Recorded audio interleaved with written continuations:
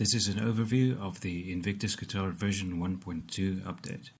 Let's go over the new features and changes. The interface is divided into two parts: the pattern editor or performance view, and a new mixer section. The mixer allows you to set the gain and band of each of the different sounds independently. You have a speed setting that you can use to adjust the pattern playback speed. You can set it to half speed or normal speed. Every pattern slot has its own speed setting. You can also set the point where the pattern will start playing from, indicated by this green triangle. You can move it to the right, left, or reset to the default position. When you press a pattern key, it will play from this point until it reaches the end of the pattern and then start from the beginning. So essentially this will shift the entire pattern left to right by the offset amount. You can control the speed and the pattern offset with the keys on the far end of an 88 key MIDI controller.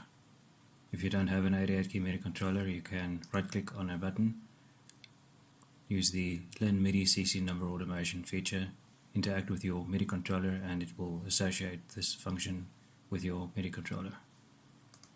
If you want to see what functions are assigned to each key, you can press the maximize button, and when you mouse over the keys, it will show the function or sound that is assigned to each key.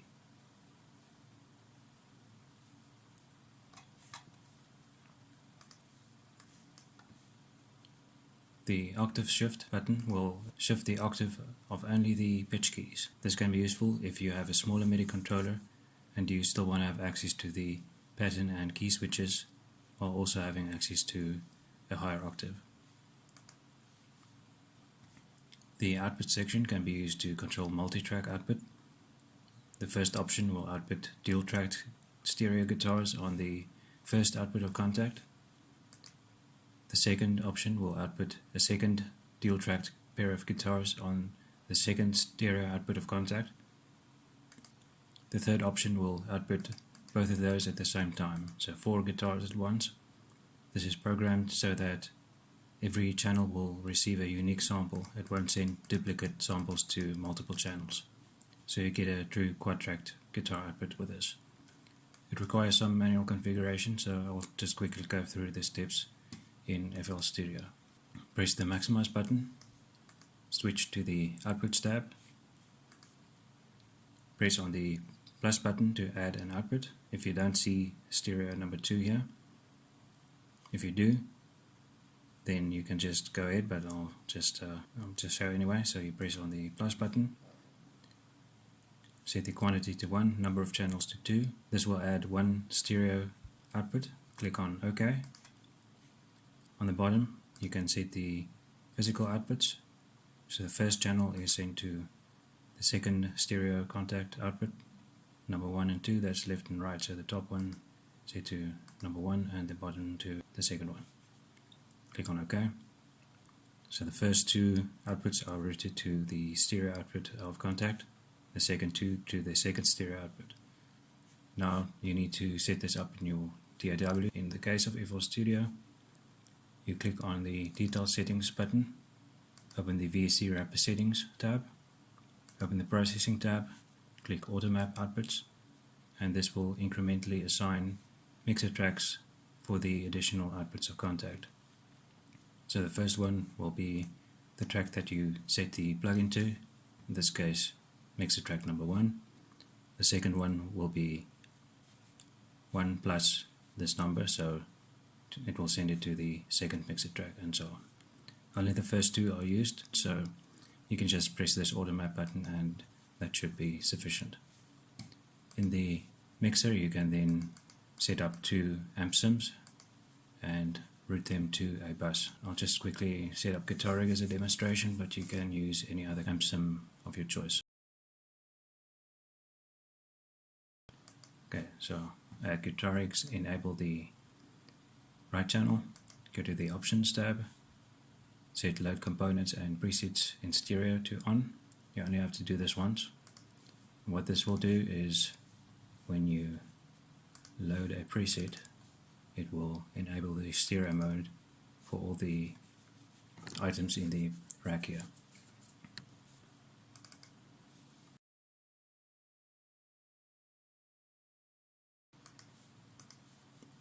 the second mixer track, I'm going to add another instance, also enable the right channel so it's stereo, and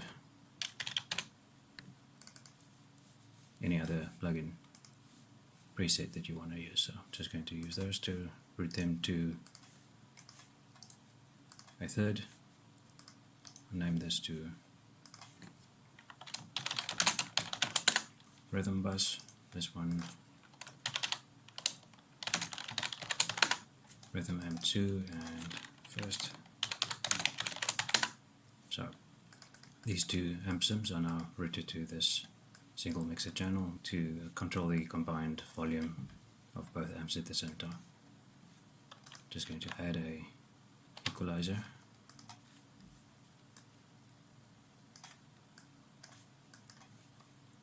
And reduce the volume a little.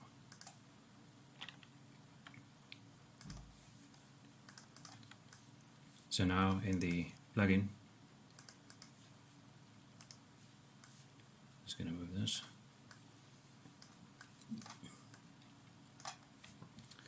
Okay, I'm going to trigger a note now and let the sound play, so you might want to lower your volume. So this is just the first output, that's the second output, and quad tracking is all for it at the same time.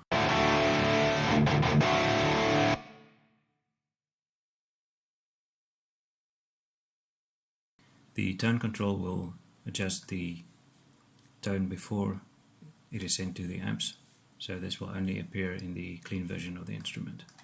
To demonstrate what this does,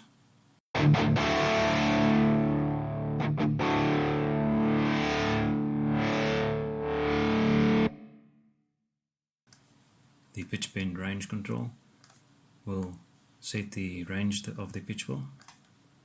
Pitch bend inertia will set the speed the pitch will change. So it will take 2 seconds to transition from the current pitch to the target pitch. To demonstrate, I'm going to just trigger the sound.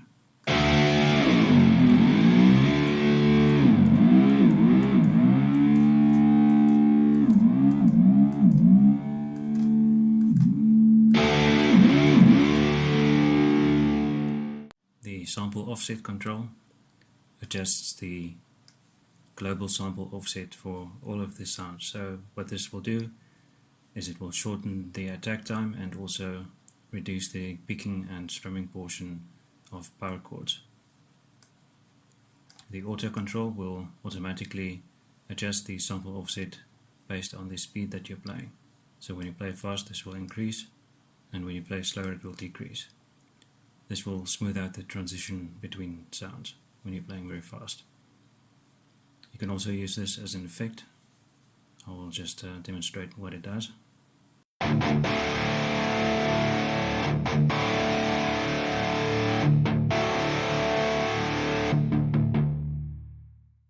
All host parameters are configured out of the box. You can see the list if you click on the maximize button, and at the top here switch to the automation tab, click on host automation, and you will see a list here. This is also in the documentation.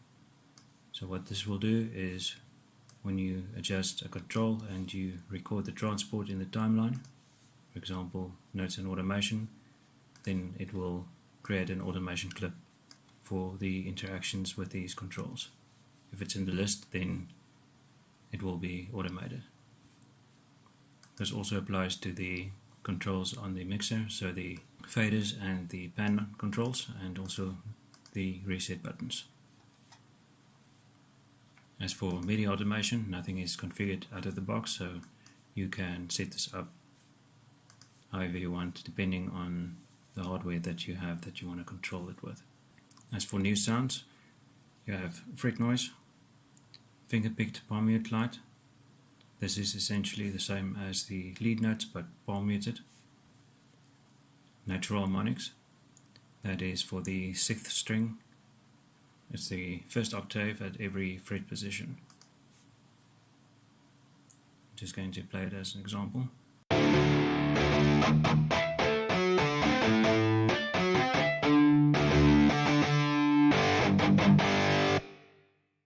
think that covers everything that's been added in this update. I'll just go over the interface for people that might be new and go over some of the basics.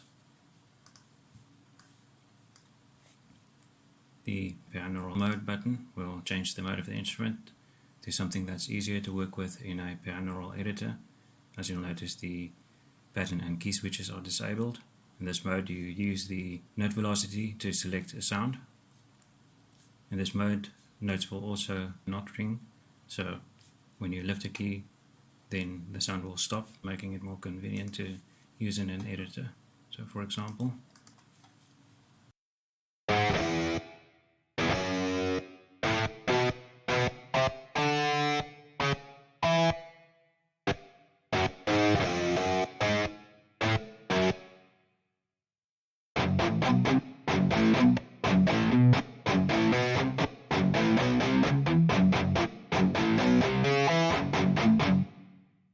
if you turn binaural mode off, then it returns to the performance mode.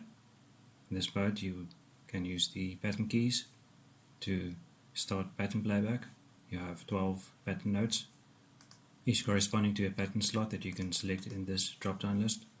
So if you select a pattern here, it will change the pattern that is displayed to this pattern, so pattern number 8, or you'll see the 8th note here is also highlighted in a different color. The pattern hold and ring options control how pattern playback will work. So if pattern hold is turned on, then the pattern will continue to play when you release the pattern key. If it's turned off, then the pattern will stop the moment you release a key.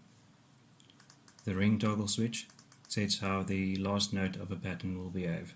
So if pattern hold is turned off and ring is turned on, then the last note will continue to sound. If both are turned off, then both the sound and the pattern will stop the moment you release a key. For example, and if ring is on, and if pattern hold is on,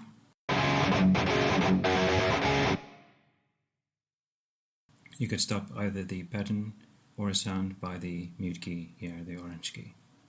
This key will function the same but play the fret noise. You can also insert the fret noise into the pattern itself.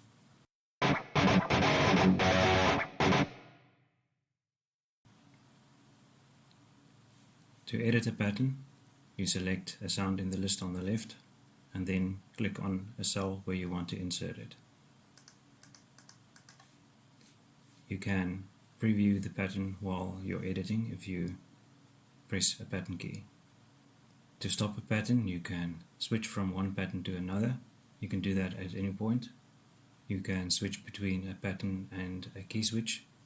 This will stop the pattern playback and start the sound assigned to the key switch. So you can alternate between patterns and sound, and the blue pitch keys are used to set the pitch for both the patterns or the sound, triggered by the key switches. If you want to create a pattern from scratch, you can press this clear button and it will erase everything, and then make your own pattern. If you want to save your pattern, you press the save button. The name that you see here is the file that was last loaded. So if you want to know what pattern has been loaded into a pattern slot, then you will see the name appear at the top. The default patterns are the defaults that are loaded out of the box.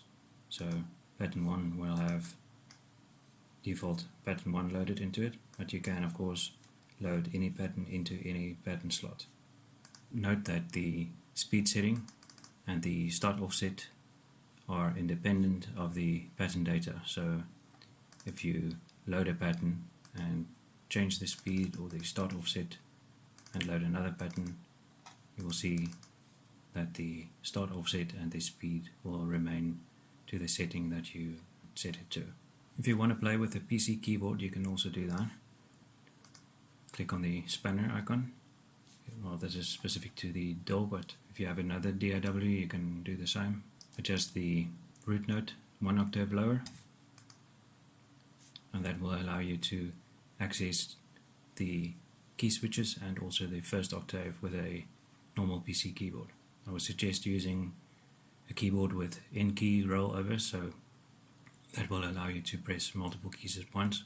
Some of the cheaper keyboards don't have that feature, so you can only press certain combinations of keys at the same time.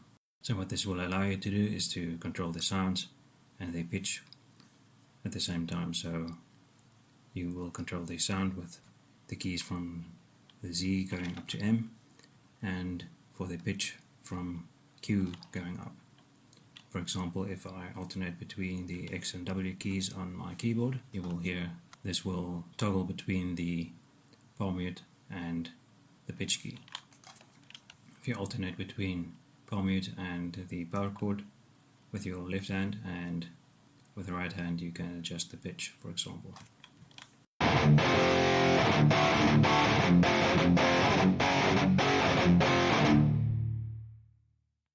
So both pressing a key switch or a pitch key will trigger the sound, allowing you to alternate or to play galloping or faster notes.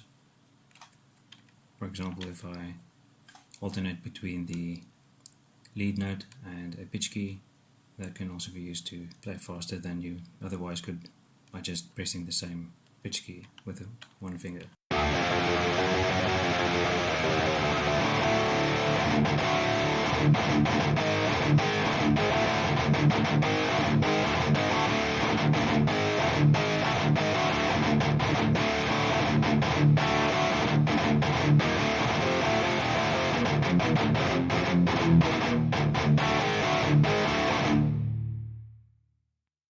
The tune control at the top will adjust the global sample playback speed if you wanted to down tune. So, for example,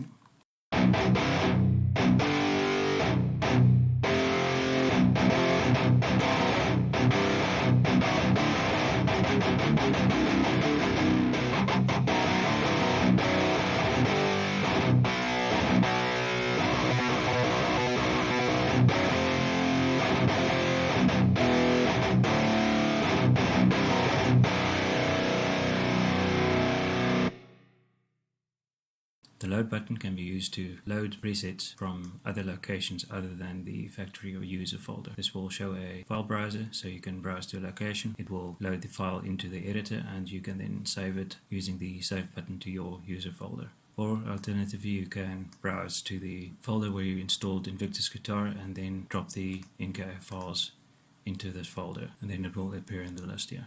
The convert to MIDI button will convert the pattern sequence into a series of key switch presses, so the equivalent key switch sequence to reproduce this pattern.